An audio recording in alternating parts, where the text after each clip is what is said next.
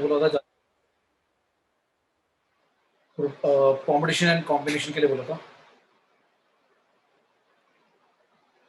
Majority बच्चों ने कि कॉम्पिटिशन कॉम्बिनेशन रिवाइज करा दो एक बारी। यही करना है कॉम्पिटिशन कॉम्बिनेशन ना, काफी बच्चों ने बोला था मुझे। Yes sir. ठीक है, Yes, तो sir. अब ऐसे सोच लेना लास्ट टाइम हो रहा है, तो जो भी कंसर्न है, कुछ नहीं आता है पूछ लो, मैं 4 बार 5 बार 10 बार कहूँगी 10 बार समझा दूंगा, क्लियर हो भी जाएगा, क्योंकि इसमें कोई ऐसा बहुत ही कॉम्प्लिकेटेड कॉन्सेप्ट नहीं है कि आप समझ ही ना पाओ। बस थोड़ा सा आपको स्टेटमेंट बोल क्या रहा है उस पर ध्यान देना है, कॉम्बिनेशन कॉम्बिनेशन की जो बेसिक है प्रिंसिपल ऑफ काउंटिंग के उस पर ध्यान देना है। कुछ बहुत सारे फॉर्मूले या बहुत सारे कॉन्सेप्ट नहीं है, ठीक है। मुश्किल से 10 कॉन्सेप्ट होंगे इसमें जो लगेंगे, वो थोड़ा सा ध्यान रखो, माइंड मैप बनाओ और क्वेश्चन को पढ़ के सॉल्व करो। जैसे सबसे पहले जल्दी से प्रिंसिपल ऑफ काउंटिंग क्या कहता है। प्रिंसिपल ऑफ काउंटिंग को समझने के लिए हमने क्या किया भाई, अगर सबसे वही बेसिक सा एग्जांपल, ए से बी जाने के 2 रास्ते हैं, बी से सी जाने के भाई 3 रास्ते हैं, सी से डी जाने के 4 रास्ते हैं, 2 3 4। तो मैं कहूंगा ए से डी जाने के कितने वेज होंगे, number of total paths to reach D from A. भाई ए से डी तक पहुंचने के कितने पाथ्स हैं, तो मैं कहूंगा 2 इंटू 3 इंटू 4। आप काउंटिंग कर लो एक एक करके, इतने ही निकलेंगे, कितने 24। ठीक है, ठीक है बेटा। नमस्ते प्रकुल, हाँ बेटा समझ में आया। तो ध्यान से बेटा, जिसको भी नहीं आ रहा है कुछ भी, अगर कोई कॉन्सेप्ट क्लैरिटी नहीं है पूछते चलना, साथ साथ में क्लियर करता चलूंगा, ठीक है। तो ये प्रिंसिपल ऑफ काउंटिंग है, वो कहता है कि भाई अगर जब तक आपका टास्क कंप्लीट नहीं होता, जितने भी वेज बीच में आएंगे उनको मल्टीप्लाई कर दो बस, ठीक है। क्लियर है। अब अगर मान लो ऐसा होता, ए से बी एक बार ऐसे पहुंच सकते हैं, बी से सी ऐसे पहुंच सकते हैं, और ए से ऐसे भी जा सकते थे। ए से पहले डी वाला पाथ लिया, बी से हमने लिया लेट्स से ई वाला पाथ ले लिया, सॉरी डी से सी तक का पाथ ले लिया, लेट्स से ये 2 रास्ते हैं। अब अगर मैं कहूं तुम्हें बताओ कितने रास्ते हैं ए से सी तक पहुंचने के लिए, how many ways are there, ways are there from A to C। भाई ए से सी पहुंचने के कितने रास्ते हैं। तो अब आप कहोगे सर इसमें 2 तरीके से पहुंचा जा सकता है, ए बी सी वाला पाथ लिया जा सकता है। बेटा म्यूट रखो, किसी का म्यूट नहीं है, पीछे बैकग्राउंड साउंड आ रहा है, ठीक है म्यूट रखो। एक तो ये तरीका हुआ केस 1, मैं एक तो ये पाथ ले सकता हूं मैं, और एक और तरीका भी है, ए डी और फिर सी तक पहुंच सकता है। भाई यही 2 रास्ते हैं, बाकी तो कहीं रास्ता कोई दिख ही नहीं रहा। तो अब ये केसेस बन गए, मतलब क्वेश्चन तो मेरा पहले केस में खत्म हो जाएगा, ए से सी तक मैं पहुंच जाऊंगा, पर एक और तरह से पहुंच सकता हूं ए डी सी वाले से। तो ये केस बन गए, और केसेस के जो नंबर ऑफ वेज आएंगे उनको हम क्या करते हैं, क्या करेंगे भाई, पहले ए बी सी कितने वेज में पहुंच सकते हैं इस तरह से, 2 इंटू 3 कितने होंगे 6 वेज में, और एडीसी लेते हैं तो कितना होगा एक तरीका, और फिर 2 वेज कितने होंगे 2। अब ये जो 8 आए, ये कैसा है 8, इन दोनों को ऐड करा, मल्टीप्लाई नहीं होगा। ये बात सभी को बेटा समझ में आई, 6 + 2 क्यों किया मैंने। अब इसमें किसी को भी कंफ्यूजन है पूछ लो कि सर मल्टीप्लाई क्यों नहीं कर रहे हो, ऐड क्यों कर रहे हो, कुछ भी कंफ्यूजन है पूछ लो, क्योंकि अगर देखो ये बेसिक प्रिंसिपल क्लियर होगा तभी जाकर जब हम क्वेश्चंस करेंगे तो मुझे बार बार एक्सप्लेन करने की जरूरत नहीं पड़ेगी कि मैं मल्टीप्लाई क्यों कर रहा हूँ और ऐड क्यों कर रहा हूँ। बता दो भाई, सभी को क्लियर है। Yes, sir. ठीक है, यस हाँ बेटा किसी को नहीं है Yes, क्लियर sir. तो जो यस सर बोल रहे हैं उनको तो आगे समझ में, जिनको नहीं आया उनको चुप नहीं रहना, बोल दो भाई कि सर नहीं आया, दोबारा बताओ, मैं 4 बार 5 बार बताऊंगा और गारंटी दे रहा हूं तुम्हें आ जाएगा समझ में। क्लियर है, ठीक है Yes, चले sir. आगे। ठीक है, Yes, अब sir. यहाँ पर ये क्लैरिटी हो जानी चाहिए कि भाई अगर आपका एक टास्क कंप्लीट हो गया, मतलब आपको क्या पूछा गया था क्वेश्चन, ए से सी तक पहुंचना है, तो ए से सी आप पहले तरह से ऐसे पहुंच गए, और ए से सी एक और तरह से पहुंच सकते थे, तो ये दूसरा तरीका हो गया। और जो तरीके होते हैं वो क्या होते हैं, जब केसेस बनते हैं अलग अलग, क्वेश्चन फिनिश हो जाता है तो उन केसेस को हम क्या करते हैं ऐड करते हैं। लेकिन जब तक मैं ए से बी और बी से सी नहीं पहुंच जाता पूरा ए से सी, तो जो बीच वाले रास्ते होंगे वो मल्टीप्लाई होंगे। तो इसलिए मैंने पहले 2 इंटू 3 किया, फिर 1 इंटू 2 किया, और वो जो अलग अलग केसेस है उनको ऐड करा। और उससे पहले क्या था, जब तक ए से डी तक नहीं पहुंचे थे, हमने सारे केसेस बीच में क्या करे थे, मल्टीप्लाई। क्लियर है? ठीक है, तो ये हो गया बेसिक प्रिंसिपल ऑफ काउंटिंग। अब आता है परमुटेशन और कॉम्बिनेशन का कॉन्सेप्ट कि भाई परमुटेशन क्या है और कॉम्बिनेशन क्या है।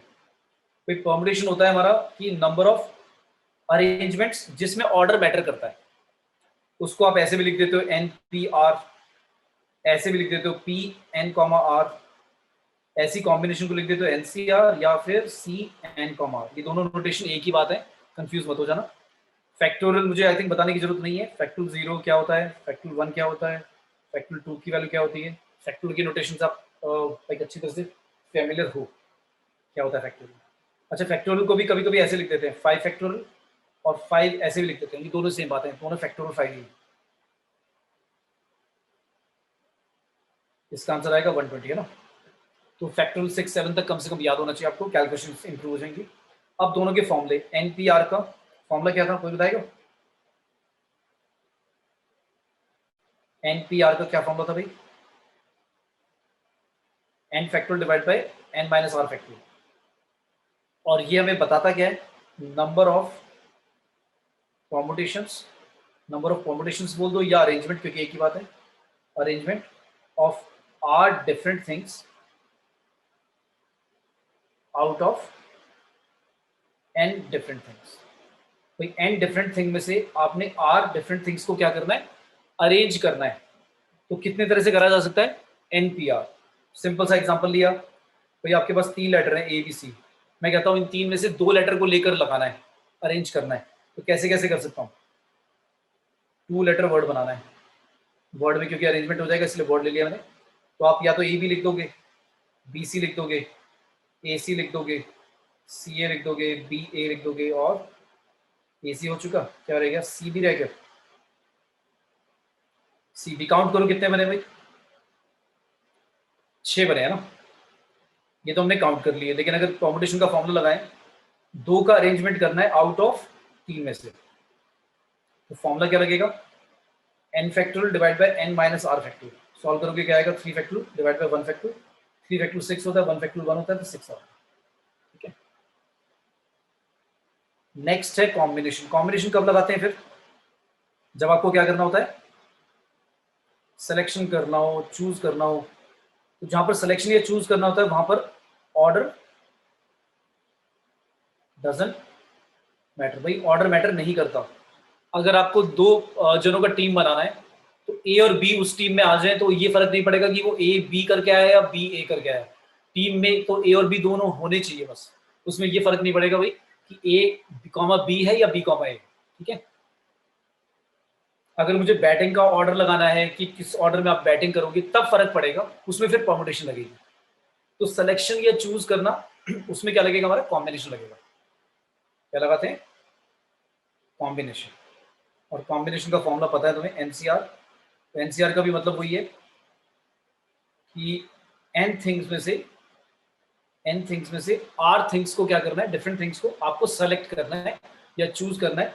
तो कितने वेज में चूज कर सकते हो आप या सेलेक्ट कर सकते हो, एनसीआर। जैसे ए बी और सी, 3 में से मैं कहता हूं सिलेक्शन ऑफ 2, सिलेक्शन ऑफ 2, सिर्फ 2 को ही सेलेक्ट करना है, 2 थिंग्स। तो कितने वेज में सेलेक्ट करूंगा, या तो टीम में ए बी होगा, या टीम में ए सी होगा, या फिर टीम में बी सी होगा। कितने सिलेक्शन बने, ओनली 3 सिलेक्शन। कोई बच्चा बोलेगा सर बी ए भी बन सकता था, मैं कहूंगा बी ए सिलेक्शन और ए बी सिलेक्शन सेम बात है, फर्क नहीं पड़ता, क्योंकि सिलेक्शन में ऑर्डर नहीं होता। ठीक है, और आप फॉर्मूला लगा के कर लो 3C2, तो यही आएगा 3 फैक्टोरियल, 3 माइनस 2 फैक्टोरियल और 2 फैक्टोरियल। क्या आएगा, 3 फैक्टोरियल होता है 6 भाई, 1 फैक्टोरियल 2 फैक्टोरियल, तो ये आएगा 6 factorial divide bye 2, that is 3। ठीक है, तो आई होप कॉम्बिनेशन कॉम्बिनेशन का कॉन्सेप्ट, प्रिंसिपल ऑफ काउंटिंग ये क्लियर है भाई सभी को। ठीक है, बोलो भाई। Yes sir. Yes sir. अब आता है नेक्स्ट कॉन्सेप्ट। भाई अगर arrangement, number of arrangement of n different n things when R1 R2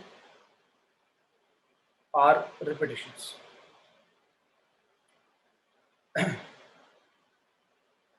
when there are R1 and R2 या R3 भी हो सकता था, repetitions हैं। मतलब जैसे मैं ये कहना चाह रहा हूँ कि अगर let's say A B B C C C D D D और D और E, इसमें टोटल काउंट करो कितने हैं? 2 4 6 8 10 11 भाई टोटल लेटर है। उनमें से 2 बी सेम है, 3 सी सेम है, 4 डी सेम है। ये रिपीटेशन है ना। तो टोटल नंबर ऑफ अरेंजमेंट जो होंगी इन सभी की, टोटल अरेंजमेंट ऑफ 11 लेटर्स, ये जो 11 लेटर्स हैं इनका फॉर्मूला क्या होगा? 11 फैक्टोरियल। टोटल जो होगा वो ऊपर आएगा और जो रिपीटेशन हैं उनके फैक्टर नीचे आएंगे, जितने भी रिपीटेशन हैं। 2 रिपीटेशन है तो 2 फैक्टोरियल, 3 रिपीटेशन है तो 3 फैक्टोरियल, 4 रिपीटेशन है तो 4 फैक्टोरियल, सारे नीचे आएंगे। और ये जो आंसर होगा ये इतनी टोटल अरेंजमेंट्स होंगी जिनमें हम इन सभी लेटर्स को क्या कर सकते हैं? अरेंज कर सकते हैं। क्लियर? तो बस आपको याद रखना है जितनी भी रिपीटेशन हो लेटर या थिंग्स की, जितना भी नंबर रिपीट हो, जितने भी नंबर ऑफ टाइम्स वो रिपीट हो रहे हैं, उन फैक्टोरियल से क्या करते जाओ? डिवाइड करते जाओ। इकट्ठा मत कर देना कि 2 3 और 4 लेकर टोटल मिलाकर 9 हो गया, 9 फैक्टोरियल से डिवाइड करके रॉन्ग हो जाएगा। जो अलग अलग इंडिविजुअल रिपीटेशंस हैं उनके फैक्टोरियल से डिवाइड करो। क्लियर है? याद रहेगा?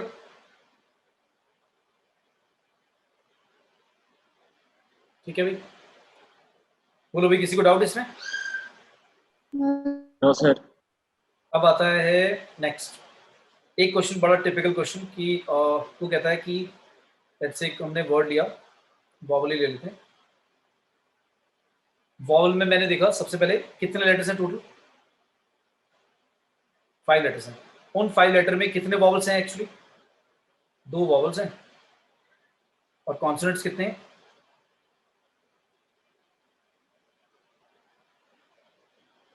3 कॉन्सोनेंट्स हैं। अब अगर मैं ये कंडीशन लगा दूं, नंबर ऑफ अरेंजमेंट्स निकालो इन विच vowels are 2 vowels are not together। मैंने कह दिया भाई 2 वॉवल्स एक साथ नहीं होने चाहिए, ऐसी कितनी अरेंजमेंट्स होंगी? तो मैं क्या करूंगा, जब भी वो ये कहेगा ना कि ये चीजें एक साथ नहीं होनी चाहिए, तो आप क्या करो, नहीं वाले के लिए पहले क्या करो, जिनमें वॉवल्स एक साथ आएगा ना उतने अरेंजमेंट निकाल लो और टोटल अरेंजमेंट निकाल दो, और फिर दोनों को माइनस कर दोगे तो ये पता लग जाएगा कि कितनों में नहीं होंगे एक साथ। ठीक है? क्योंकि क्या होता है, अगर आप क्वेश्चन जैसे ऐसा है कि Yes. एक साथ नहीं होने चाहिए, तो उसके लिए लॉजिक क्या है कि टोटल तो मैं निकाल सकता हूँ, फैक्टोरियल 5 आएगा या 5p5 लगा तो एक ही बात है। अब जितनों में एक साथ आएगा वो वाले भी निकाल लेता हूँ। अब जब एक साथ वाले निकालूंगा तो देखो कैसे करेंगे, हमेशा क्वेश्चन में कैसे अप्रोच करते हैं इस क्वेश्चन को। हम पहले टोटल निकालेंगे, टोटल अरेंजमेंट्स कितनी भी। टोटल अरेंजमेंट 5 लेटर की, पांचों के पांचों अरेंज करने, कोई रिपीटेशन नहीं है, इसलिए किसी फैक्टोरियल से डिवाइड भी नहीं होगा, डायरेक्टली 5 फैक्टोरियल आएगा, क्योंकि 5 फैक्टोरियल डिवाइड बाय 0 फैक्टोरियल आएगा, 5 - 5 जो कि 1 होता है, तो 5 फैक्टोरियल ही आएगा आंसर, जो कि होता है 120। अगर इसमें कोई रिपीट हो रहा होता तो मैं उसके रिपीटेशन जितने भी होते उससे फैक्टोरियल से क्या करता, डिवाइड कर देता। अब आता है, उसने कंडीशन बोली थी, ये तो हो गया टोटल अरेंजमेंट। अब आपको कह रहा है कि वॉवल्स एक साथ रहने, हम ये निकाल रहे हैं कि वॉवल कितनों में एक साथ रहेंगे। तो मैं क्या करता हूं, लेट कर लेता हूं ओ और क्या है ई एज अ सिंगल लेटर में मान लेता हूं भाई, इनको एक साथ रखना है ना। क्वेश्चन तो वैसे ये है कि एक साथ नहीं रखना, पर मैं क्या कर रहा हूं, टोटल में से जो एक साथ वाले होंगे वो माइनस कर दूंगा तो नहीं वाले आ जाएंगे। तो ओ ई को मैंने क्या करा, सिंगल लेटर मान लिया, क्योंकि एक साथ रखना है तो मैं सिंगल लेटर ही मान लेता हूं, फिर वो जहां भी जाएंगे वो एक साथ ही जाएंगे। तो ये पर्पस है हमारा कि हम ओ ई को सिंगल लेटर क्यों मान रहे हैं, क्योंकि जब एक साथ मान लेंगे एक लेटर तो फिर उनकी जितनी भी परमुटेशन होंगी उनमें सारे वो एक साथ ही घूमेंगे, ओ और ई। ठीक है? तो मैंने इनको सिंगल लेटर मान लिया। तो अब टोटल लेटर कितने होंगे नाउ, टोटल कितने लेटर्स हो गए भाई, पहले थे 5, 5 में से 2 को आपने 1 मान लिया, तो वो 1 और बाकी 3 कितने हो गए, 4 letters can be arranged in, कितने वेज में अरेंज हो सकते हैं, 4 फैक्टोरियल वेज में। 4 फैक्टोरियल लिख दो, 4p 4 लिख दो, एक ही बात है, कितना आएगा 24। ये ठीक है? तो टोटल अरेंजमेंट थी आपकी 120 और जिनमें O और E एक साथ रहेंगे वो कितने 24 हैं, बट O E टुगेदर एक साथ रहकर भी together can also be arranged in कितने वेज में अरेंज कर सकते हैं, 2 फैक्टर वेज में ना। क्यों भाई, क्योंकि एक साथ रहकर भी तो वो ऐसे हो सकते हैं O E और E O, क्योंकि ये तो ना O E होगा, E O भी तो हो सकता है एक साथ, तो तब भी आएगा। तो यानी कि जो 24 ऊपर आंसर आया हमारा, उसको इससे क्या करेंगे बता दो जल्दी से, प्लस करेंगे मल्टीप्लाई,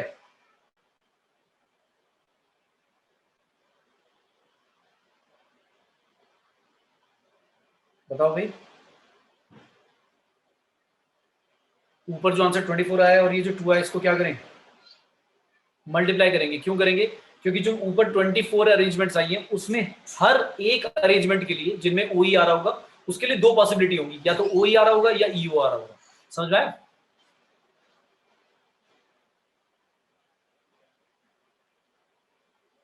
बताओ भाई, आया समझ में? Yes sir. तो टोटल अरेंजमेंट होगी हमारी 48 अरेंजमेंट्स, जिनमें जिनमें O और E क्या रहेगा, हमेशा एक साथ रहेगा। तो कितनों में नहीं आएगा, देखो number of arrangements in which O, E are not together. भाई एक साथ जितनों में नहीं होंगे वो कितने होंगे, 120 टोटल थे, उसमें से 48 माइनस कर दो, कितने हो गए 72। ठीक है, तो 72 ऐसी अरेंजमेंट होंगी जहां पर O और E एक साथ नहीं आएंगे कभी। क्लियर हो गया? बोलो भाई, सभी को क्लियर है? Yes sir. ठीक है, एक बड़ा ही टिपिकल क्वेश्चन आता है किसका, रैंक का। चलो रैंक से पहले कुछ क्वेश्चन करते हैं ताकि तुम्हारा प्रोग्रेस पता लगे क्या समझ में आ रहा है तुम्हें। क्वेश्चन है भाई, फ्रॉम डिजिट्स, क्या क्या डिजिट्स हैं, उससे 0 1 2 3 4 5। From digit this how many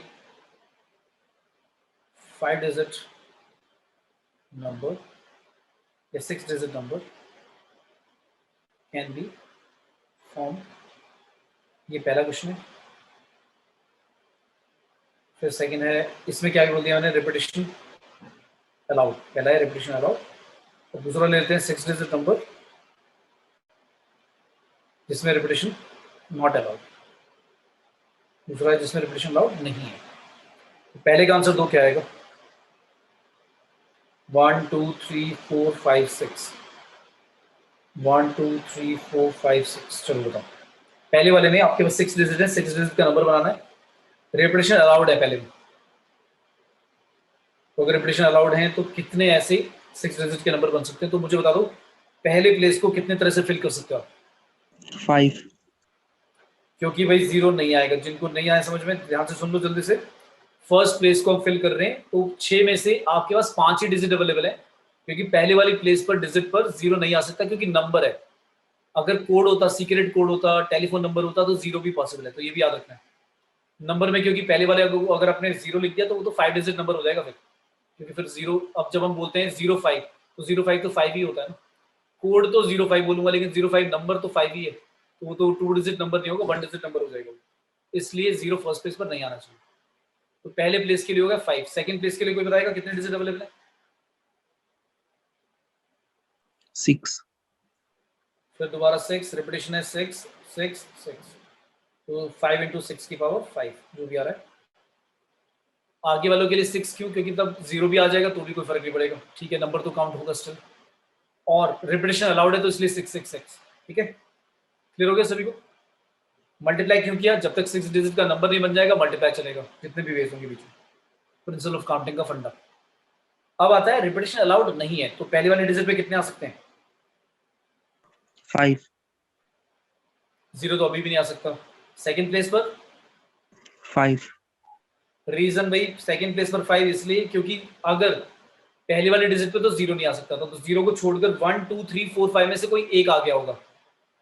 भाई रिपीटिशन अलाउड नहीं था तो 0 1 2 3 4 5 में से मान लो ये आ गया, अब कितने डिजिट बचेंगे? 1 2 3 4 5 नेक्स्ट डिजिट के लिए, तो इसलिए दोबारा 5, फिर ये आ गया, फिर कितने बचेंगे? 4, फिर दोबारा 3 और फिर 2। क्लियर है? कुछ गड़बड़ होगी क्या? हाँ गड़बड़ ये होगी, 4 4 मैंने 2 बार लिख दिया भाई, मैं कहा 1 कहाँ गया? 4 3 2 1। क्लियर है?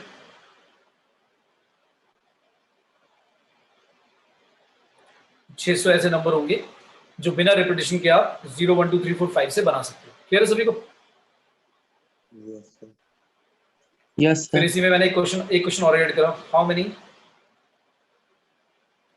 6 digit even number are possible.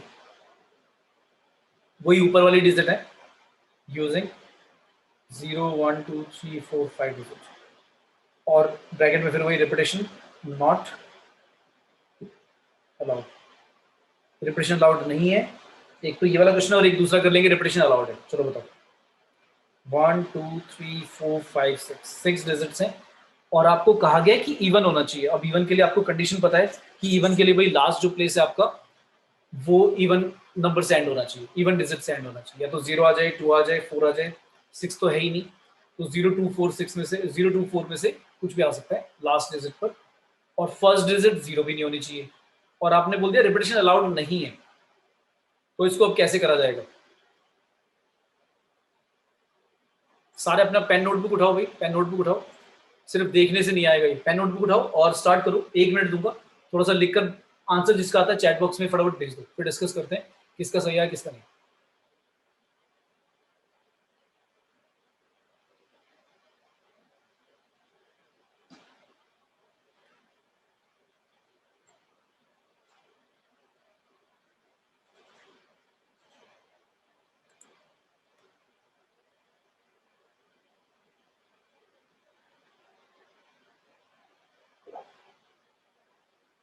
Repetition allowed नहीं है, ध्यान से देखो, रिपीटेशन बना करा गया, रिपीटेशन अलाउड नहीं है।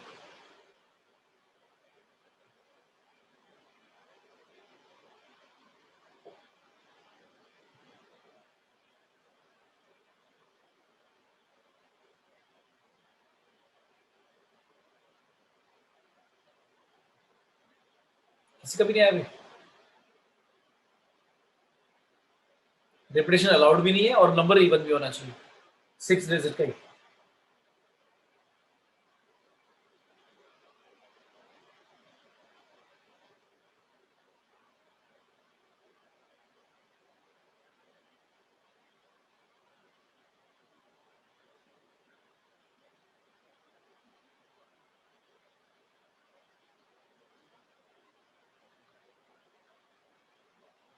किसी का भी आंसर नहीं आ रहा?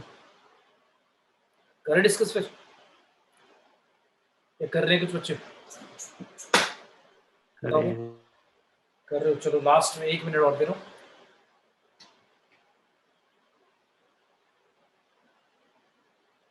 आना चाहिए यार, ऐसे तो क्वेश्चन हमने डिस्कस करेंगे क्लास में।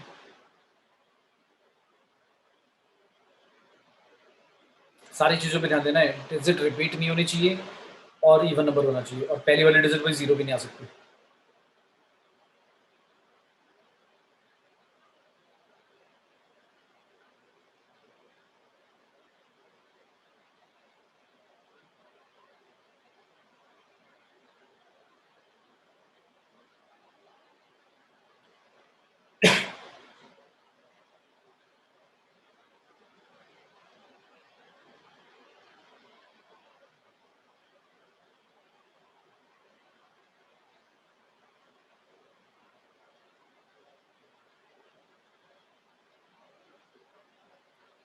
इतना टाइम लग रहा है मतलब गड़बड़ है, समझ में नहीं आ रहा इसका मतलब इतना टाइम तभी लग रहा है क्योंकि काव्य का आंसर आया है, एक जने ने आंसर दिया भाई 360। और भाई किसी का, ताकि तो चेक करें किसका सही था। सिर्फ एक बच्चे ने आंसर दिया, चलो चेक कर लेते हैं। अच्छा आप एक बच्चे ने आंसर दिया 128 भाई। ओके, और भाई 600 200 300 और भी बता दो जल्दी से। ठीक है, 2 आए आंसर। चलो कोई बात नहीं, अगर आंसर आ गया तो बता दो भाई, हो सकता है तुम्हारा ठीक हो। ठीक है, चलो डिस्कस कर रहे हैं। सबसे पहले इसको स्टार्ट कैसे करा जाए भाई। अब इस वाले क्वेश्चन में एक प्रॉब्लम है। क्या प्रॉब्लम है? जब हमने सोचा भाई पहले वाले डिजिट पे जीरो नहीं आ सकती और रिपीटिशन अलाउड नहीं है, तो जीरो अगर पहले वाले डिजिट पे नहीं आई तो वन आ गया होगा, वन में से आ गया होगा, टू में से, थ्री या फाइव या फोर में से। तो मेरे पास 5 चॉइसेस हैं, रख दिया। अब प्रॉब्लम ये हुई कि अगर 5 में से कोई भी रख दिया यहाँ पर, अब जीरो आपने यहाँ पे नहीं रखा, लेकिन यहाँ पर अगर 2 यूटिलाइज हो गया तो लास्ट वाले प्लेस को इवन बनाने के लिए आपके पास जो डिजिट अवेलेबल रहेंगी वो कौन सी रहेंगी? 0 रहेगी और 4, अगर पहले वाले पे 2 आया होगा। पर अगर पहले वाले पे 2 नहीं आया तो फिर लास्ट वाले के लिए मेरे पास चॉइसेस कितनी रहेंगी? 3, क्योंकि 0 भी आ सकता है, 2 भी और 4 भी। अब प्रॉब्लम ये है, जब मैं पहले वाले प्लेस पर 5 लिखता हूँ तो 5 में ये तो बताया नहीं ना मैंने कि भाई 1 आया है, 2 आया है, 3 या 4 या 5, उनमें से कोई भी आ गया होगा। लेकिन अब प्रॉब्लम ये है कि लास्ट वाले जब प्लेस को फिल करेंगे उसके लिए इवन होना चाहिए। तो इवन के लिए भाई या तो 0 आएगा, 2 या 4। अब पहले वाला जो हमने 5 लिख दिया वो ठीक है वैसे तो, लेकिन वो 5 लिखने से कंफ्यूजन ये हो गया कि लास्ट वाला जो प्लेस है इवन वाला, लास्ट यूनिट प्लेस डिजिट, उसके लिए कितने डिजिट अवेलेबल है वो पता ही नहीं, अब समझ ही नहीं आ रहा। क्योंकि अगर पहले वाले प्लेस पर 2 आ गया होगा, 0 तो आ नहीं सकता, 2 आ गया होगा तो लास्ट वाले प्लेस पर 0 और 4 ही रखा जा सकता है। लेकिन पहले वाले प्लेस पर अगर 2 नहीं आया, 3 आया होगा तो लास्ट वाले प्लेस पर 3 चॉइसेस बचेंगी। तो ये तो केस बन गए कि भाई हमें फिक्स करना चाहिए कि पहले वाले प्लेस पर क्या आया है। बात समझ नहीं? पहले वाले प्लेस पर या लास्ट वाले प्लेस पर फिक्स करना चाहिए, तो मैंने फिक्स ही कर दिया भाई, क्योंकि ऐसे काउंटिंग में क्या हो रहा है, कंफ्यूजन क्रिएट हो रहा है कि भाई पहले वाले प्लेस पर क्या आया क्या है। जब पहले वाले प्लेस पर जब तक पता नहीं है तो लास्ट वाले प्लेस को मैं डायरेक्टली फिल कर ही नहीं सकता। तो जब ऐसा कुछ बन जाए तो केस बना दो। केस मतलब आप ऐसे कर दो भाई 1 2 3 4 5 6, 1 2 3 4 5 6, 1 2 3 4 5 6। आपने 0 रख दिया, 2 रख दिया, 4, भाई इवन के लिए यही आ सकता है और कुछ आएगा ही नहीं। तो मैंने 0 कह दिया, फिक्स कर दिया भाई। 0 से एंड होने वाले कितने नंबर्स होंगे? 0 जब फिक्स कर दिया, पहले वाले प्लेस पे बताओ कितनी डिजिट रख सकता हूं? अगर लास्ट में 0 आ चुका है तो पहले वाले प्लेस पे कितनी डिजिट अवेलेबल है? पांचों की पांचों अवेलेबल है। 5 4 3 2 1, फिर दोबारा 5 4 3। अच्छा नहीं नहीं नहीं नहीं नहीं, गड़बड़ होगी गड़बड़ होगी भाई। पहले पे 2 आया है तो 0 0 तो ना सकता है पहले वाले प्लेस पर। अब 5 महीना लिखेंगे, क्या आएगा पहले वाले प्लेस पे? अब 4 आएगा। क्यों? 2 तो लास्ट में आ गया और पहले वाले प्लेस पे 0 भी लग सकते हो। तो पहले वाले प्लेस पे 4, फिर नेक्स्ट प्लेस के लिए 0 अवेलेबल हो जाएगा तो फिर 4, फिर 3, फिर 2, फिर 1, फिर इसमें भी 4 4 3 2 और 1। तो इसका आंसर आएगा भाई 5 का फैक्टोरियल 120, इसका आंसर आएगा 4 फैक्टोरियल 24, 24 इंटू 4 96, ये भी 96। एडअप कर दो, कितना हो गया? कितना आया?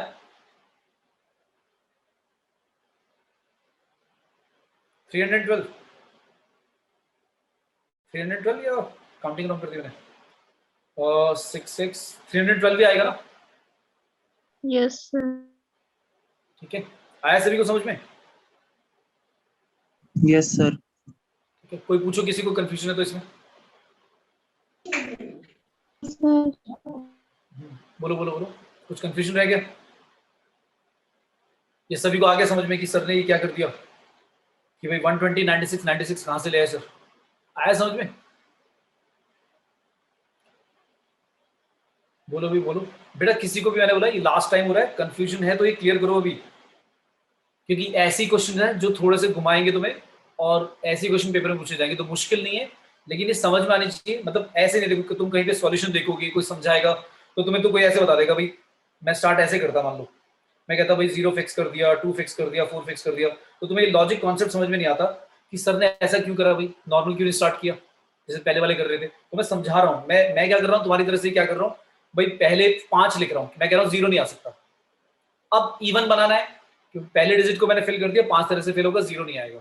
लेकिन जो इवन बनाने के लिए लास्ट प्लेस डिजिट वाली है उस पर 0 2 और 4 ही रखा जा सकता है। अब 0 2 4 में से मेरे दिमाग में ये आ रहा है कि पहले जो मैंने 5 लिखा है उनमें से कौन सी डिजिट आई है, वो डिपेंड करेगा कि लास्ट में क्या आएगा, नहीं तो मैं बता ही नहीं पाऊंगा। क्यों? क्योंकि पहले जब मैंने 5 लिख दिया तो उसमें से 1 2 3 4 और 5 इनमें से कोई भी आ गया होगा। तो अगर इनमें से पहले 1 आया होगा, 0 तो पक्का नहीं आएगा। तो पहली डिजिट पर अगर 1 आया है तो फिर लास्ट पर मेरे पास 0 2 4 3 डिजिट बचेंगी। लेकिन पहले वाले प्लेस पर अगर 2 या 4 में से कोई आया है तो फिर लास्ट वाले प्लेस के लिए 0 और जो बच गया 2 या 4 में से 2 ही डिजिट अवेलेबल होंगी। तो यहाँ पर क्या हुआ, कंफ्यूजन हो गया। और जब भी कंफ्यूजन हो तो केसेस बनाकर उस कंफ्यूजन को क्लियर कर दो, फिक्स कर दो कि भाई 0 रख दिया, 2 रख दिया, 4, अब कंफ्यूजन नहीं है, काउंटिंग में कर लूंगा। कैसे? केसेस बनाए हैं ना भाई, 0 रखकर बन जाएगा 6 डिजिट नंबर, 2 रखकर बन जाएगा, 4 रखकर बन जाएगा। तो जो केसेस बनेंगे उनको मैं ऐड कर लूंगा प्रिंसिपल ऑफ काउंटिंग के अकॉर्डिंग। आई बात समझ में? Yes, sir. बोलो भाई, ठीक है। अब Yes. कोई बच्चा बोलेगा सर थोड़ा सा इसको डिफरेंट वे से कर सकते हैं। हाँ, डिफरेंट वे से भी हो सकता था भाई। लास्ट वाले प्लेस में मैं कह देता 0 नहीं आएगा, तो 0 को छोड़कर क्या आएगा, 2 या 4, दो ही चॉइसेस होती। और पहले वाले प्लेस पे 0 को छोड़कर 4, फिर 3, फिर 2, फिर 1। तो उसमें क्या होता, जो मैंने लास्ट वाले प्लेस को 1 लिखा, मतलब या तो 2 आएगा या 4, वहां पर मैं 2 लिख देता, एक साथ ही कर देता। और वैसे भी डबल ही हो गया, क्योंकि 96 का डबल ही कर रहे हो तुम, क्योंकि ऐड करके। तो अब थोड़ा सा अगर डिफरेंट वे से करोगे तो तब भी आंसर वही आएगा। बट तुम्हें कॉन्सेप्ट क्लियर होना चाहिए कि हो क्या रहा है, कि हम काउंटिंग कैसे कर रहे हैं। कंफ्यूजन अगर होगा इसमें तो फिर रॉन्ग ही निकालोगे तुम, ठीक है। अब बोल दो, अगर किसी को कुछ तरीका समझ में नहीं आया या कुछ अपना दिमाग में आ रहा है कि सर ऐसे क्यों नहीं, ऐसे भी निकल सकता है, कुछ भी दिमाग में आ रहा है तुम्हें पूछ लो जल्दी से, क्योंकि यही ये दो चार बातें समझ में आ गई तुम्हें, ये पूरा चैप्टर क्लियर हो गया तुम्हारा। ये कंफ्यूजन ही नहीं होनी चाहिए, बस ये समझ में आना चाहिए सर ने केसेस क्यों बनाए, वैसे क्यों नहीं लिखा, बस ये चीज क्लियर हो जानी चाहिए। बोलो भाई, चले आगे फिर। Yes, sir. ठीक है, अब चलो इसी क्वेश्चन में मैंने बोल दिया अब रिपीटेशन भी अलाउड है। अब बताओ, 6 डिजिट इवन नंबर फ्रॉम 0 1 2 3 4 5 और कह दिया रिपीटेशन अलाउड। अब रिपीटेशन अलाउड भी कर दिया। चलो बताओ कितने होंगे, अब कितने होंगे। अब मैं बता नहीं रहा हूँ, फिर दोबारा देखता हूँ किसका आंसर सही आता है। निकालो चैट बॉक्स में जल्दी से, जिसका भी आंसर आ जाता है। इस बार रिपीटेशन अलाउड है, वही 6 डिजिट का नंबर बनाना है, डिजिट वही है 0 1 2 3 4 5, रिपीटेशन कह दिया लेकिन अलाउड है। रिपीटेशन अलाउड है। अब सोच के बताओ, केसेस बनाने तो केसेस बनाओ, स्टार्ट करो।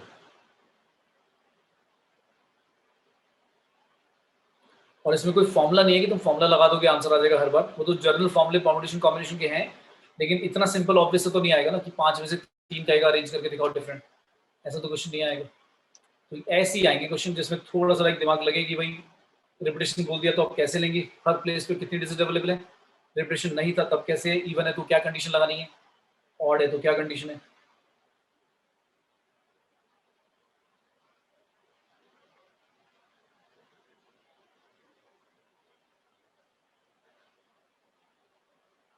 अब आना चाहिए भाई 1 मिनट में सभी का आंसर। केसेस बन रहे तो केसेस बनाओ, बिना केसेस की समझ में आ रहा तो बिना केस बना के करो, पर तुम्हें क्लैरिटी होनी चाहिए, मतलब तुम किसी को समझा पाओ कि क्या करें। जैसे ऊपर वाला क्वेश्चन में समझा सकता हूँ एग्जाम्पल देके कि भाई हो क्या रहा है, और समझ में आ जाएगा। तो अगर आप ऐसे एक्सप्लेन कर पा रहे हो अपने आप को, दैट मीन्स तुम ठीक ही कर रहे हो। और तुम्हारे माइंड में जरा सा भी कंफ्यूजन है कि पता नहीं मैंने क्या लिख दिया है, बस लिख दिया है, तो फिर इसका मतलब 50-50% चांस है रॉन्ग भी हो सकता है, राइट भी। तो अगर तुम्हारा माइंड तुम्हारे को क्लियर कर रहा है कि हो क्या रहा है हर चीज, तो फिर रॉन्ग नहीं होगा, ज्यादातर चांसेस है ठीक ही करोगे।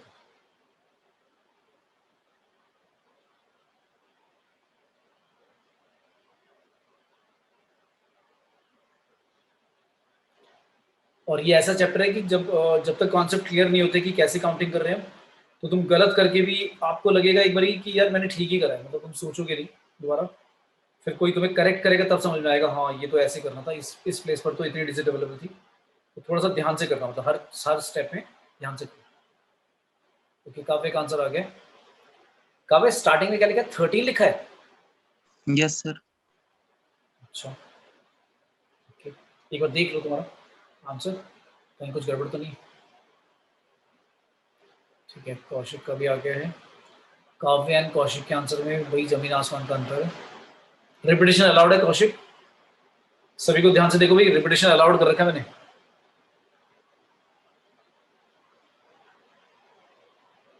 रिपीटेशन अलाउड है तो अपने आंसर को देखकर ही समझ सकते हो तुम यही कौशिक कि तुम्हारा आंसर बेटा इतना छोटा आंसर आया, ये तो पक्का ही रॉन्ग होगा।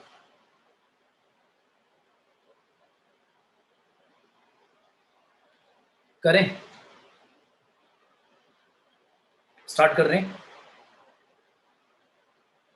6 digit even number from digit, ये वाले लेने हैं, रेपिटेशन अलाउड है। फिर वही 1 2 3 4 5 6।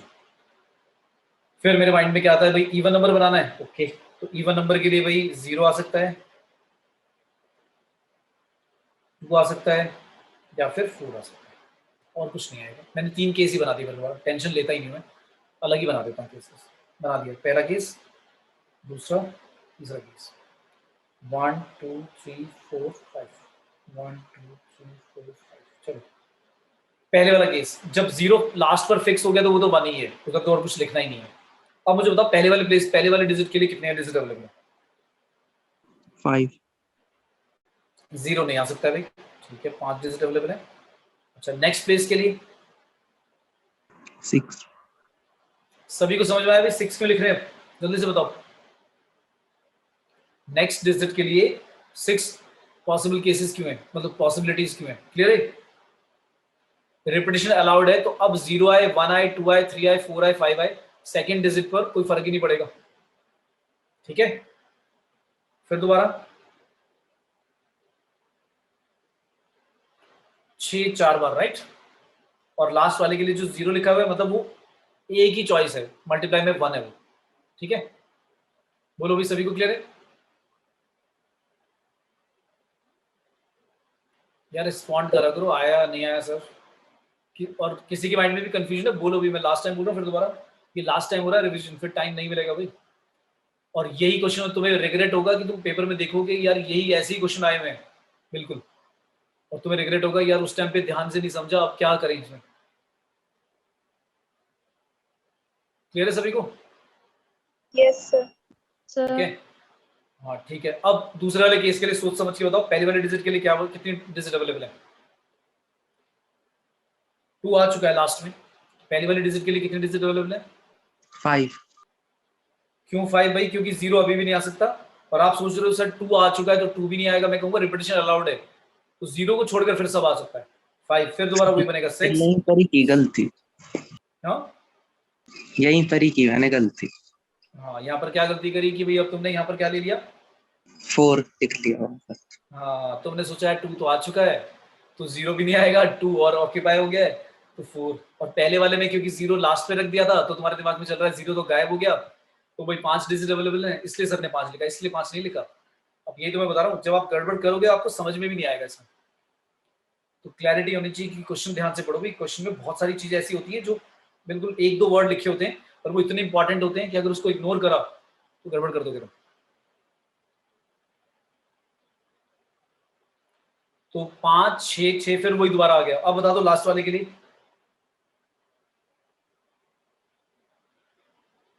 लास्ट के लिए फिर दोबारा 5 दोबारा, फिर दोबारा 6 6 6 और 6, ठीक है भाई, क्लियर है? हाँ काव्य, अब बताओ बेटा आपका 13 कहाँ से आया बेटा? सर वो जो 2 और 4 वाले केस उनमें 4 4 लिख दिया था मैंने स्टार्टिंग में, इसलिए आया था तो 13। अच्छा, ये मिस्टेक करी थी तुमने। मैं भी देख के एक बार वो हो गया, मैंने कहा 13 यार कहाँ से आएगा, ठीक है, क्लियर है? तो बेसिकली क्या होगा, 6 की पावर 4 इंटू कितना, 5 5 5, 13 लिख दो डायरेक्टली, ठीक है, क्लियर है भाई? बोलो बोलो बोलो, सभी को बोलो भाई, आया समझ में? अच्छी का सभी को आया बेटा समझ में? आर्यन क्लियर है बेटा? बेटा कुछ बच्चे क्या है चुप बैठे रहते हैं, तो बेटा जब क्लास अटेंड कर रहे हो, देखो टाइम तो दे ही रहे हो, है ना, कुछ चीज समझ भी रहे हो, तो उसको इंटरेस्ट लेकर थोड़ा सा और थोड़ा सा फोकस्ड होकर समझ लोगे तो आ जाएगा समझ में। और मैं फिर बोल रहा हूँ, आपको रिग्रेट होगा कि यार इतना इजी क्वेश्चन था, इसमें तो ना ज्यादा कैलकुलेशन थी, ना कुछ कुछ एलियन कॉन्सेप्ट लगना है, काउंटिंग सर ने समझाई थी, हमने ध्यान से नहीं सुना, उस टाइम पे सुन लिया होता तो फिर गड़बड़ नहीं होती और पेपर में कराते ठीक। तो इसलिए बोल रहा हूँ बेटा, नहीं आ रहा तो बोलो, समझाओ कि सर नहीं आया, क्योंकि ना फिर मैं दोबारा कोई 2 बच्चे बोलेंगे, बाकी सभी को आ गया, अब 2 बच्चे या 4 बच्चे बोलेंगे सर फिर नहीं आया ये वाला चैप्टर, फिर दोबारा एक बार और बताओ, हम ध्यान से नहीं सुन रहे थे, फिर बेटा टाइम भी वेस्ट करोगे आप, और इतना टाइम है भी नहीं, ठीक है। और ये कोई बहुत एडवांस कॉन्सेप्ट नहीं चल रहा, बहुत आराम से समझ में आ रहा है कि क्या हो रहा है, बट थोड़ा सा ट्रिकी इसलिए क्योंकि हर चीज को आराम से सोचना पड़ता है कि क्या हो गया। भाई 0 आ गया, ओके, कितनी डिजिट बची? 6 बची, दोबारा क्यों? क्योंकि रिपीटेशन अलाउड है, तो हर प्लेस पे भाई 6 डिजिट है, लेकिन पहले वाले प्लेस पे 0 को छोड़कर बाकी सब आ सकता है, तो फिर कोई प्रॉब्लम ही नहीं है। हर बार क्या होगा 5 इंटू 6 इंटू 6, फिर 5 इंटू 6 इंटू 6, फिर दोबारा 5 इंटू 6 इंटू 6 इंटू 6। ठीक है, क्लियर है? Yes, sir. चलो next. Yes, sir. Next question है मैंने बोला कॉम्बिनेशन का लेते हैं। लेट्स से क्वेश्चन बोला गया 10 डिफरेंट बॉल्स हैं, उनको to be put in two different या 3 डिफरेंट बॉक्सेस। भाई 10 बॉल हैं, तो कितने नंबर ऑफ वेज होंगे in which 10 different balls can be put into 3 different boxes। ये 3 बॉक्स हैं तुम्हारे ABC, 10 बॉल हैं तुम्हारे पास, सारे डिफरेंट हैं, और इनको इन 3 बॉक्सेस में डालना है। कुछ उसने बोला नहीं, आगे कुछ नहीं बोला, तो इसका मतलब मान के चलेंगे सारी की सारी बॉल उठा के एक बॉक्स में रख सकते हैं। सारी की सारी बॉल ना उठाकर 5 बॉल रख दी A में, 5 बॉल रख दी B में, और C को खाली छोड़ दिया, ये भी चलेगा। ठीक है, तो यानी कि ऐसी कोई रिस्ट्रिक्शन दी नहीं है कि भाई एक बॉक्स में एक ही आएगी, 2 आएंगी, कितनी आएंगी। ऑब्वियसली एक बॉक्स में सिर्फ एक तो नहीं आएगी, क्योंकि 10 बॉल रखी नहीं जा सकती, और आगे कुछ गिवन नहीं है, तो मैं एज्यूम करके चलूंगा ऐसे पेपर में। मतलब पेपर में अपने आप को अननेसेसरली कंफ्यूज मत कर लेना। अननेसेसरली कंफ्यूज करने का मतलब है आपने क्वेश्चन पढ़ा, अब आप अपने आप से बोल रहे हो ये तो क्वेश्चन रॉन्ग है। क्यों? आप कह रहे हो कि इसने बताया ही नहीं कि भाई एक बॉक्स में कितनी डाल सकते हैं, मैक्सिमम 10 की 10 डाल सकते हैं क्या? आपके माइंड में आ रहा है यार बाकी बॉक्सेस को शायद खाली नहीं छोड़ना होगा, तो ये गलत है क्वेश्चन। क्योंकि जब क्वेश्चन में ये बोला हुआ है कि 10 बॉल को 3 बॉक्स में डालना है और कुछ इन्फॉर्मेशन गिवन नहीं है, तो मान के चलते हैं भाई एक में सारी की सारी बॉल आ सकती है। ऐसी जो ऊपर वाले क्वेश्चन करें उसमें रिपीटिशन और नॉट रिपीटिशन वाले में लिखा ही ना हो, तो मान के चल लेना रिपीटिशन है भाई। ठीक है, लेकिन अगर बोला हो कि एट द सेम टाइम सारी यूज करनी है डिजिट, तो इसका मतलब ये होता है रिपीटिशन नहीं है, क्योंकि सारी की सारी डिजिट अगर आएंगी और 6 डिजिट का नंबर है और 6 डिजिट अवेलेबल है, तो इसका मतलब रिपीटिशन नहीं होगा। ठीक है, चलो फिर बता दो इसका आंसर क्या होगा भाई। ओके, एक आंसर आया 720। और भाई आराम से सोच लेना कि जो आपने आंसर दिया है कैसे कर रहे हो, आप अपने आप को एक्सप्लेन कर लेना। मतलब जब भी इसका क्वेश्चन का आंसर लिखो अपने आप को समझा लेना एक बारी कि आपने ऐसे करा है। नहीं समझा पा रहे हो, कंफ्यूजन में हो, तो रॉन्ग होगा पक्का। ये तो लाइक चांसेस है ज्यादातर कि रॉन्ग ही करोगे। कई बार तो हमें लगता है कि हम अपने आप को समझा रहे हैं, आ भी रहा है समझ में, बट फिर जब मैं बताऊंगा कि आपने गड़बड़ कर दी है, फिर आपको समझ में आएगा कि हाँ यार ये क्या कर रहा था मैं।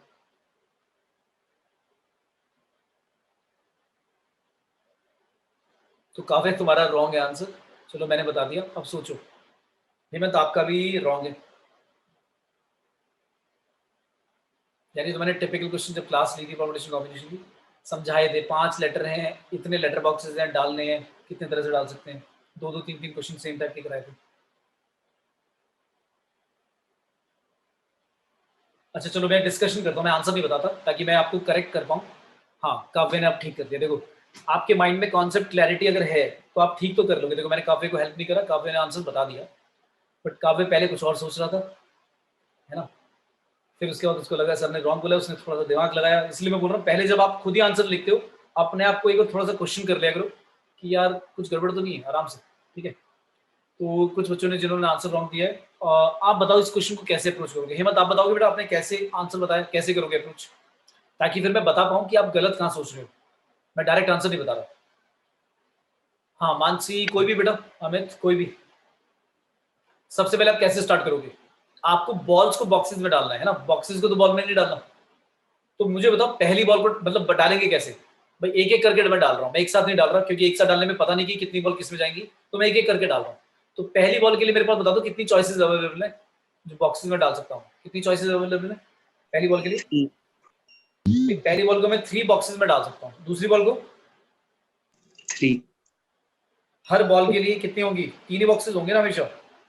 और जब तक सारी की सारी बॉल नहीं डलेंगी, जितने भी वेज है, क्या चलता है? Multiply, right. क्वेश्चन खत्म हो गया। 3 की पावर 10, हर बॉल के लिए आपके पास 3 चॉइसेस, हर बार मल्टीप्लाई। क्यों? क्योंकि जब तक सारी बॉल नहीं डाल लेते आप टास्क फिनिश नहीं होगा। क्लियर है? Yes, sir. किसी को डाउट है पूछो इसमें जल्दी से। ठीक है, नेक्स्ट बिल्कुल ऐसा ही 4 लेटर को 5 लेटर बॉक्सेस में डालना है। इस बार मैंने लेटर 4 दिए, बॉक्सेस 5 बना दिए। तो कितने तरह से इनको पोस्ट कर सकता हूँ मैं, बता दो कितने वेज होंगे भाई? पहले लेटर के लिए कितनी चॉइसेस हैं?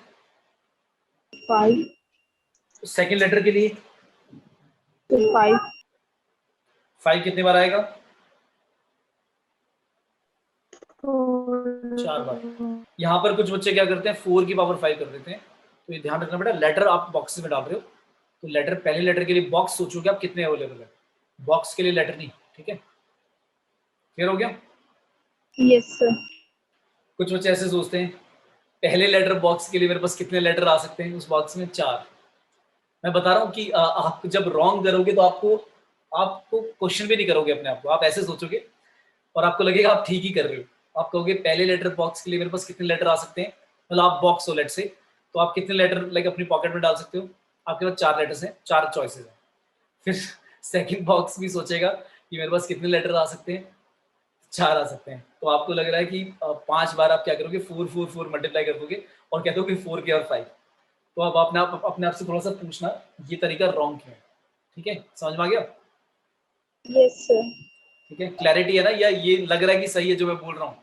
ऐसा नहीं कि मैं मजाक उड़ा रहा हूँ, बोल रहा हूँ ऐसे बोलकर तो आपको लग रहा है कि ठीक है सर ये बोल रहे हैं रॉन्ग है तो रॉन्ग है, मतलब समझ में आ रहा है रॉन्ग क्यों है तरीका और ये वाला तरीका सही क्यों है भाई? ठीक है, क्योंकि जब पहला लेटर बॉक्स बोलता है मेरे पास एक लेटर आ सकता है, रॉन्ग बोल रहा है वो, क्योंकि भाई आप अपनी पॉकेट में या लेटर बॉक्स में सारे के सारे लेटर भी डाल सकते हो। तो अगर आप ऐसे सोचोगे कि पहले लेटर बॉक्स कह रहा है कि मेरे पास चारों के चारों लेटर आ सकते हैं, तो अब 4 आए हैं, 3 आए हैं, 2 आए हैं, 1 आए, पता ही नहीं, तो फिर ये तरीका रॉन्ग है ना करने का। फिर ऐसे करना चाहिए कि लेटर के लिए बॉक्सेस चुनूंगा मैं, कि एक लेटर को मैं कितने बॉक्स में डाल सकता हूँ, 5 में से किसी में भी डाल सकता हूँ, डाल दिया, अब किसी में भी गया कोई फर्क नहीं पड़ता। सेकंड लेटर को कितने बॉक्स में डाल सकता हूँ, फिर 5 में डाल सकता हूँ। जब तक सारे लेटर नहीं डालेंगे मल्टीप्लाई चलेगा और ये आ जाएगा 5 4। समझ है? और जो ऐसे सोच रहा है कि बॉक्स में 4 लेटर आ सकते हैं, तो रॉन्ग है। 1 भी आ सकता है, 2 भी आ सकते हैं, 3 भी आ सकते हैं, 4 भी आ सकते हैं, नन भी आ सकता है। तो फिर ये तो पता ही नहीं है कि कितने डाल रहे हो, और जब तक ये पता ही नहीं कि पहले लेटर बॉक्स में कितने लेटर गए हैं, ये तो फिर वैसा ही क्वेश्चन हो गया जो पहले हम कर रहे थे। क्वेश्चन याद है? 0 2 4 में से फिक्स नहीं हो पा रहा था। जब तक फिक्स नहीं हो रहा था तो पहली वाली डिजिट क्लियर ही नहीं हो रही थी कि कितनी आएंगी। याद है? ठीक है भाई? Yes sir. फिर दोबारा बोल रहा हूँ, क्लियर करते चलना, कुछ नहीं आ रहा है तो बोलते चलना कि सर ऐसे क्यों नहीं कर रहे हैं, वैसे क्यों नहीं कर रहे हैं, क्वेश्चन करते चलना, ठीक है? नेक्स्ट है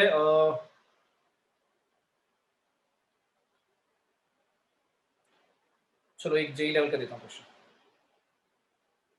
क्वेश्चन है हाउ मेनी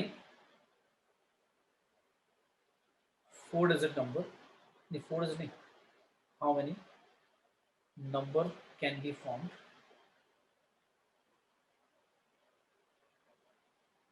नंबर में भी लिख दिया, चलो whole number. How many whole number can be formed using digits 0 1 2 3 4 which are, और ऐसी कंडीशन भी लगा दी, which are less than 4000। 4000 से कम कितने नंबर बना सकते हैं होल नंबर इन डिजिट को यूज करके? तो पहले तो चलो बता दो, डायरेक्टली नहीं करेंगे, बता दो स्टार्ट कैसे करें, डिस्कस ही कर लेते हैं। पहले कैसे स्टार्ट करें? 4000 से कम बनाना है तो कितने डिजिट का नंबर होगा?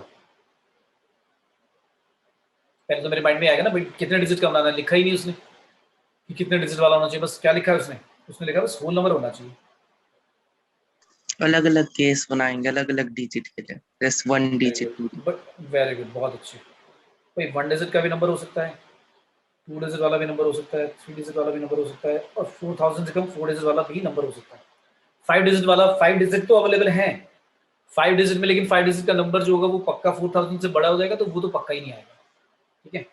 और क्योंकि 4 केसेस बना रहे हैं, केसेस मतलब भाई ऐसा भी हो सकता है, ऐसा भी हो सकता है और ऐसा भी हो सकता है, इसलिए हम केसेस बनाकर उनको क्या करेंगे, ऐड करेंगे। तो डिजिट बताई नहीं थी कितने डिजिट वाला नंबर है, इसलिए हम ऐसे कर रहे हैं। तो 1 डिजिट के नंबर बता दो कितने बन सकते हैं जो 4000 से कम होंगे। अब आप फिर सोच इसमें रहे हो, रेपिटेशन लिख के हाँ मैं यही बोलने वाला था, रेपिटेशन बोला नहीं है तो रेपिटेशन यार अलाउड है, ठीक है। अगर आपको बोल दे अलाउड है नहीं है तो वही मानना, नहीं बोला है तो बाय डिफॉल्ट मान लेना रेपिटेशन अलाउड है, ठीक है। वैसे तो पक्का देंगे वो, क्योंकि ना कंफ्यूजिंग हो जाता है कि भाई पता नहीं करा है या नहीं करा, पर फिर भी मैं बता रहा हूँ अगर नहीं लिखा हो तो मान लेना रेपिटेशन अलाउड है। चलो बताओ 1 डिजिट का कितने नंबर बन जाएंगे ऐसे जिसमें रेपिटेशन अलाउड है, एक ही डिजिट रखनी, कितने चॉइसेस अवेलेबल हैं? 5 5 या 4 भाई, बाकी बताओ। अक्षिका, मानसी, सार्थक, ईशा, सभी बताओ यार, मतलब कोई दूसरे बच्चे भी यार बोला करो क्या आ रहा है क्या नहीं बेटा। पायल, लवप्रीत, तमन्ना, इतने सारे बच्चे हैं भाई, ऐसा लगता है 3-4 बच्चे क्लास अटेंड कर रहे हैं। हाँ भाई बोलो भाई। अंजना बोलो बेटा, कितनी डिजिट अवेलेबल है फर्स्ट लाइक प्लेस को फिल करने के लिए? 4 या 5? कोई और तो बोल दो यार, 5 है 4 है? 5. 5 पक्का? 5 Yes. इसलिए इस बार इसलिए क्योंकि वो बच्चा कहेगा सर आप तो पहले 0 रखते ही नहीं थे, तो मैं कहूँगा यार एक डिजिट का नंबर बनाना है तो नंबर 0 भी ठीक है, नंबर तो है ही वो, लेकिन उसने होल नंबर बोला है तो यानी 0 पक्का ही सही है। अगर होल नंबर की जगह नेचुरल नंबर लिख देता तो फिर 0 रॉन्ग हो जाता, इसमें तो फिर 1 डिजिट का नंबर 4 बनते, ठीक है।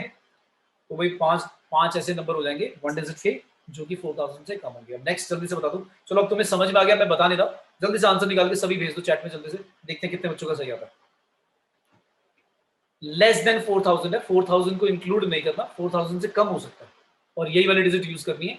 रिपीटेशन मैंने बोली था, रिपीटेशन अलाउड है, जल्दी से बता दो फटाफट करके।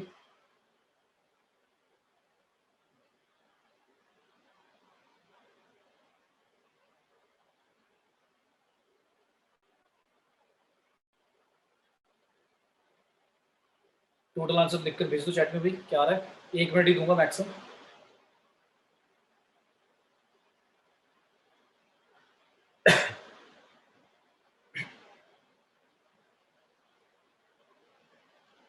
अभी तक भाई किसी का भी आंसर नहीं आया है।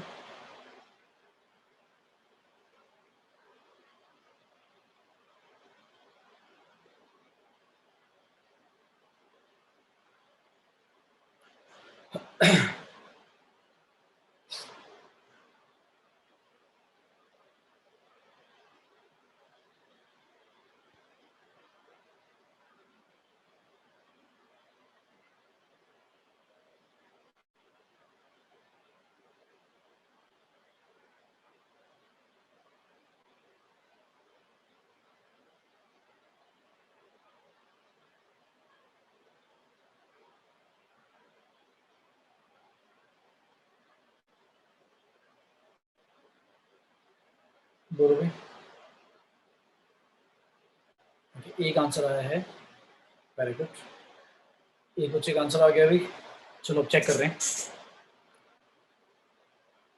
2 डिजिट के कितने नंबर बनेंगे भाई। पहले बस 0 तो नहीं आएगा पक्का, 4 और बाकी फिर पांचों में से कोई सा भी लिख दो, रिपीटेशन अलाउड है 20। 3 डिजिट का 4 5 5, पहले वाले पर 0 नहीं आएगा, बाकी पे 5 5 क्योंकि रिपीटेशन अलाउड है, चलेगा, तब भी छोटा ही रहेगा पक्का। ओके, एक बच्चे का आंसर आ रहा है 500, एक का आ रहा है 780, चेक करते हैं। 20 इंटू 5 हो गया 100। 4 डिजिट का नंबर थोड़ा सा ध्यान से समझना पड़ेगा, यही वाला कंफ्यूजिंग है, क्योंकि 4000 में सॉरी 4 डिजिट के नंबर में वो कह रहे हैं 4000 से कम होना चाहिए। तो अब अगर मैं पहले वाले प्लेस पर कितनी डिजिट ले सकता हूँ, पहले वाले प्लेस पर 0 को छोड़कर चारों में से कोई भी ले सकता हूँ। नेक्स्ट प्लेस पर 5, फिर 5, फिर 5। अभी गड़बड़ ये हो गई क्योंकि इसमें तो वो वाले नंबर भी आ गए होंगे, 4 1 1 1 2, 4 2 1 3, ऐसा भी आ गया होगा, तो वो तो 4000 से बड़े हो जाएंगे, है कि नहीं?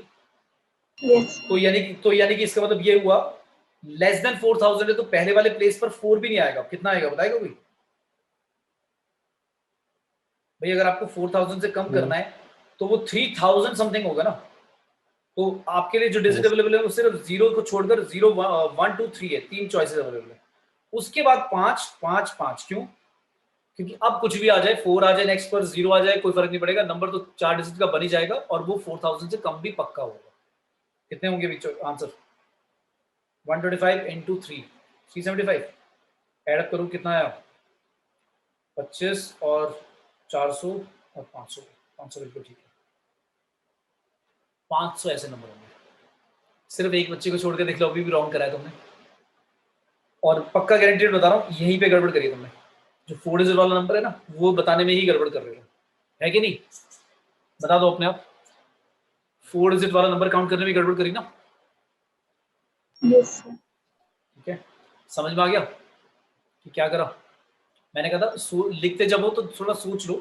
पहले वाले प्लेस पर आप 4 लिख रहे हो, 4 में आपने सोचा यार 4 में 0 को छोड़कर 4 भी आ गया होगा, अच्छा।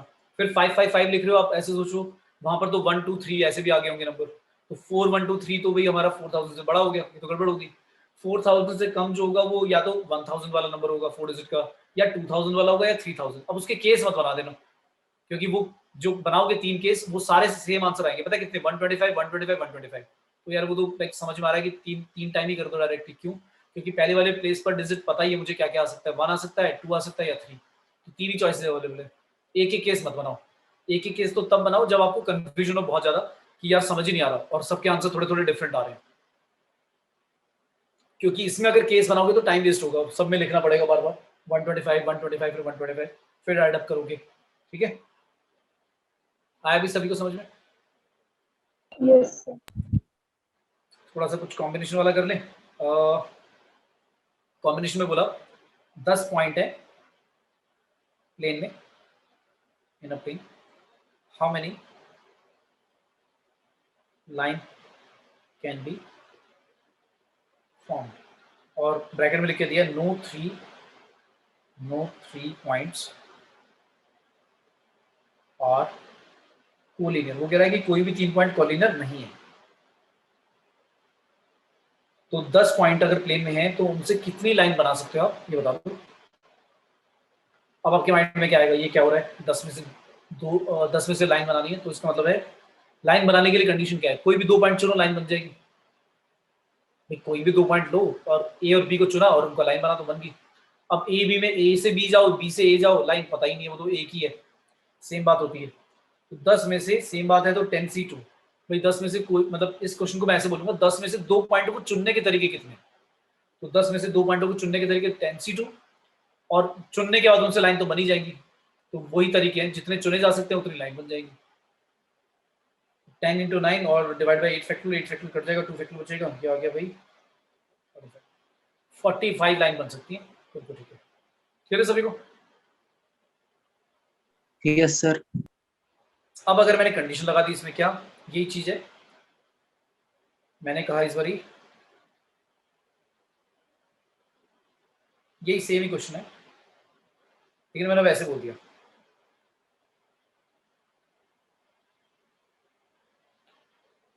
Five points are collinear.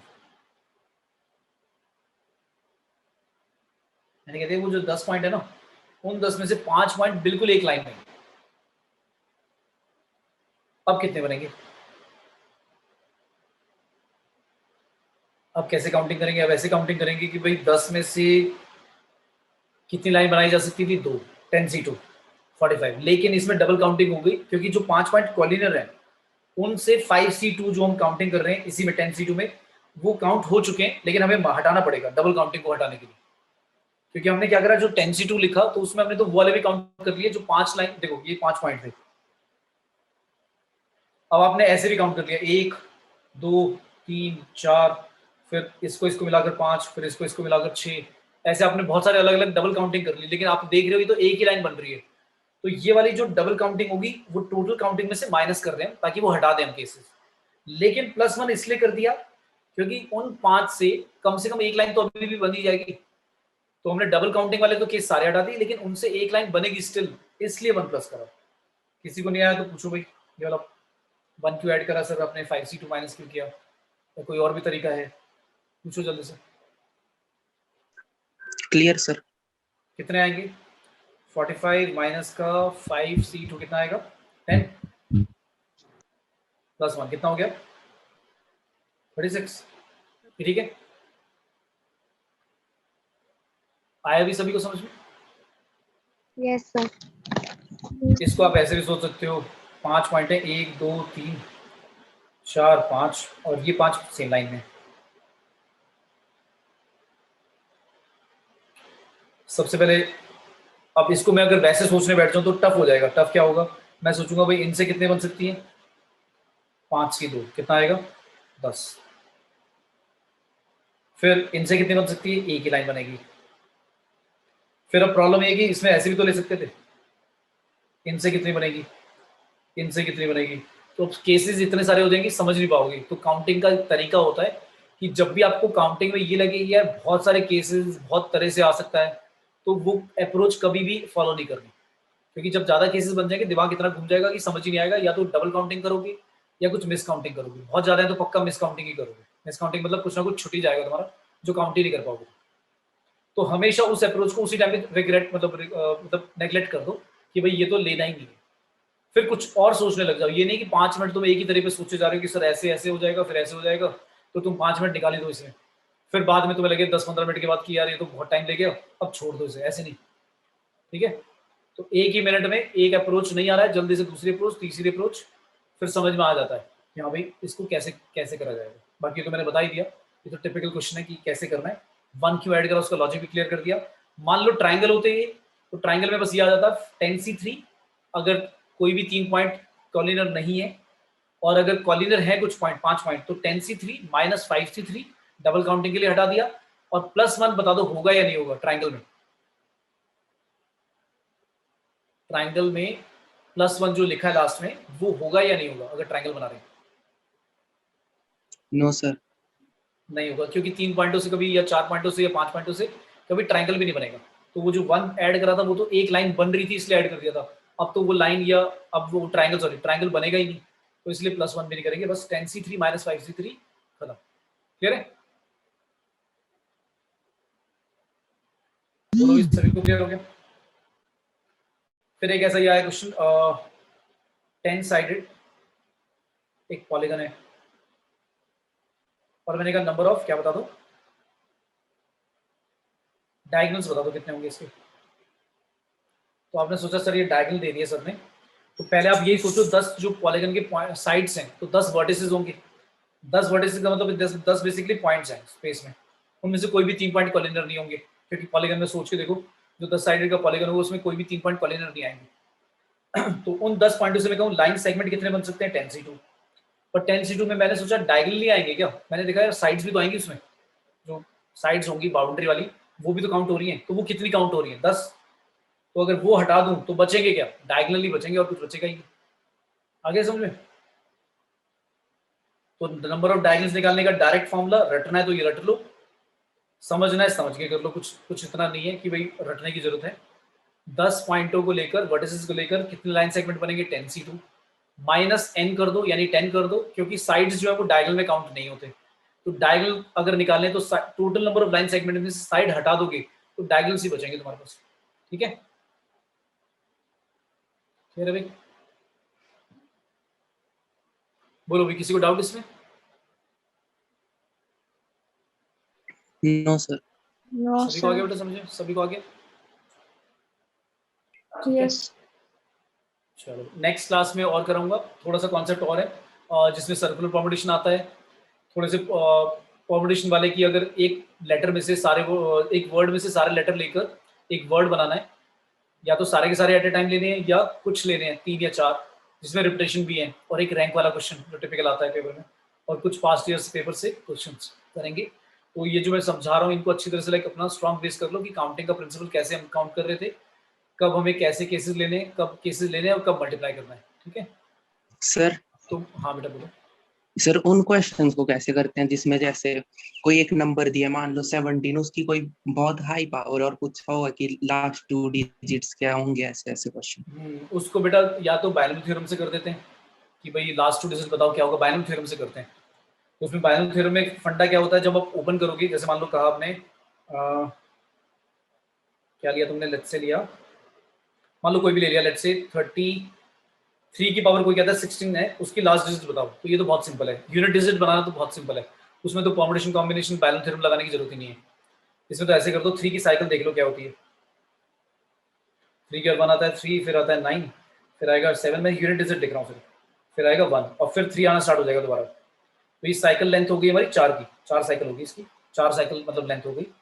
तो 4 साइकिल लेंथ का मतलब है 3 की पावर जब भी 4n लिखा होगा तो पक्का क्या आएगा, 1 आएगा।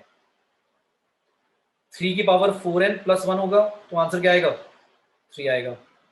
3 की पावर 4n प्लस 2 होगा हमेशा 9 आएगा। 3 की पावर 4n प्लस 3 होगा हमेशा 7 आएगा। यूनिट प्लेस डिजिट, तो यूनिट प्लेस डिजिट तो ऐसे ही निकल जाती है हर एक नंबर की, उसमें करने की जरूरत ही नहीं है बाइनोमियल वगैरह।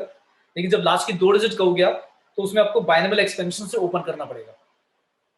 बाइनोमियल क्या करना पड़ेगा, एक्सपेंड करना पड़ेगा। जैसे 17 की पावर लिखी है 83, इसमें कहेगा भाई लास्ट की 2 डिजिट बताओ, तो 17 की कोई पावर पहले ऐसे देखो, मतलब कुछ ऐसा आना चाहिए कि जैसे 17 का स्क्वायर देखा मैंने कितना होता है, 289 होता है। अब 289 में मैंने 289 क्यों चूज करा, 17 क्यों चूज नहीं करा, क्योंकि 289 को मैं ऐसे लिख सकता हूँ 290 माइनस 1 का पावर 83, ये ठीक है। सॉरी 83 नहीं आएगा, क्या आएगा भाई, क्या आएगा, सबसे पहले तो इसमें स्क्वायर की 17 का स्क्वायर 289 होता है, तो मुझे क्या करना पड़ेगा, 17 को अलग करके 17 की पावर पहले 82 लिखनी पड़ेगी।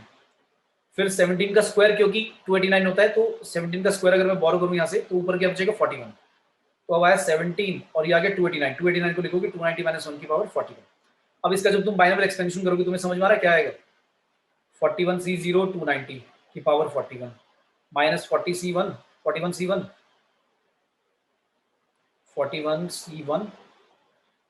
290 की पावर 40 और एक 1 आएगा साथ में, 1 का तो 1 ही रहेगा।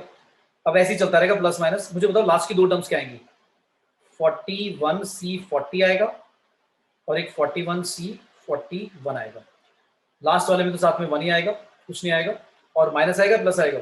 हमने देखा जब भी 1 आता है ऑड आता है 41C1 41C3 नेगेटिव आता है, तो इसमें पॉजिटिव आ रहा होगा, इसमें नेगेटिव आ रहा होगा, और इसके साथ एक 290 भी आ रहा होगा, ये ठीक है। यस और सर। लास्ट वाले में 290 आएगा ही नहीं, सिर्फ 1 आएगा। तो तुमने नोटिस करा यार इन सब में 10 तो आएगी, अब कॉमन है ना, ये दिख रहा है 17 से लेकर यहां तक 10m माइनस 1 यही आएगा ना, ये ठीक है। Yes sir. अब हमें क्या करना है, मल्टीप्लाई करा तो क्या आ गया 170m माइनस का 17, ये ठीक है। अब आप सोच के देखो कि अगर आपको 170m लिखा है, लेट्स से कुछ ऐसा होगा, यानी कि मतलब पक्का जीरो, लास्ट में तो जीरो आएगी पक्का, ये क्लियर है, ये क्लियर हो गया। Yes sir. अच्छा उसमें से आप क्या माइनस करोगे, 17 माइनस करोगे, तो यूनिट प्लेस डिजिट तो पता लगी 3 होगी, है ना।